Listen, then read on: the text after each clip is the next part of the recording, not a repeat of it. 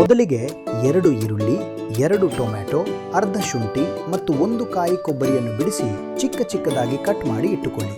ನಂತರ 1 ಬೆಳ್ಳುಳ್ಳಿಯನ್ನು ಬಿಡಿಸಿ ಇಟ್ಟುಕೊಳ್ಳಿ. ಸ್ವಲ್ಪ ಕೊತ್ತಂಬರಿ ಸೊಪ್ಪನ್ನು ತೊಳೆದು ಇಟ್ಟುಕೊಳ್ಳಿ. ನಂತರ ಒಂದು ಮಿಕ್ಸರ್ ಜಾರಿಗೆ ಹಸಿ ಕೊಬ್ಬರಿಯ ತುಂಡುಗಳನ್ನು ಹಾಕಿಕೊಳ್ಳಿ. ಇದಕ್ಕೆ ಹೆಚ್ಚಿದ ಈರುಳ್ಳಿ, ಶುಂಠಿ, ಬೆಳ್ಳುಳ್ಳಿ ಮತ್ತು ಟೊಮ್ಯಾಟೊ ತುಂಡುಗಳನ್ನು ಸೇರಿಸಿ ಚೆನ್ನಾಗಿ ರುಬ್ಬಿಕೊಳ್ಳಿ.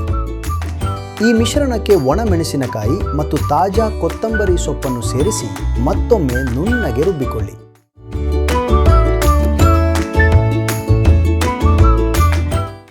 ಈಗ ಸಾರಿಗೆ ಬೇಕಾದ ಮಸಾಲೆ ಸಿದ್ಧವಾಗಿದೆ. ಒಲೆಯ ಮೇಲೆ ಒಂದು ಪಾತ್ರೆಯನ್ನು ಇಟ್ಟು ಅದಕ್ಕೆ ಎಣ್ಣೆ ಹಾಕಿ ಬಿಸಿ ಮಾಡಿ. ಎಣ್ಣೆ ಬಿಸಿಯಾದ ಮೇಲೆ ಸಾಸಿವೆ ಮತ್ತು ಜೀರಿಗೆಯನ್ನು ಹಾಕಿ ಒಗ್ಗರಣೆ ಕೊಡಿ. ಈಗ ಸಿದ್ಧಪಡಿಸಿದ ಮಸಾಲೆಯನ್ನು ಒಗ್ಗರಣೆಗೆ ಸೇರಿಸಿ ಚೆನ್ನಾಗಿ ಕೈಯಾಡಿಸಿ. ನಂತರ ಇದಕ್ಕೆ ಸ್ವಲ್ಪ ನೀರು, ಕಸ್ತೂರಿ ಮೆಂತೆ, ಅರಿಶಿನ, ಸ್ವಲ್ಪ ಗರಂ ಮಸಾಲೆ, ಸ್ವಲ್ಪ ಧನಿಯಾ ಪೌಡರ್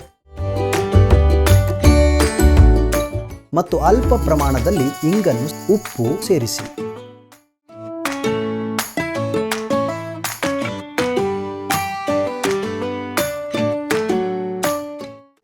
ಸಾರು ಚೆನ್ನಾಗಿ ಕುದಿಯುತ್ತಿರುವಾಗ ಕೊನೆಯಲ್ಲಿ ಅರ್ಧ ಹೋಳು ನಿಂಬೆ ರಸವನ್ನು ಹಿಂಡಿ. ಸಾರು ಕುದಿ ಬಂದ ನಂತರ ಮೇಲೆ ತಾಜಾ ಕೊತ್ತಂಬರಿ ಸೊಪ್ಪನ್ನು ಉದುರಿಸಿ ಇಳಿಸಿದರೆ ಬಿಸಿ ಬಿಸಿಯಾದ ರುಚಿಕರವಾದ ಉತ್ತರ ಕರ್ನಾಟಕ ಶೈಲಿಯ ಕೊಬ್ಬರಿ ಸಾರು ಸಿದ್ಧ.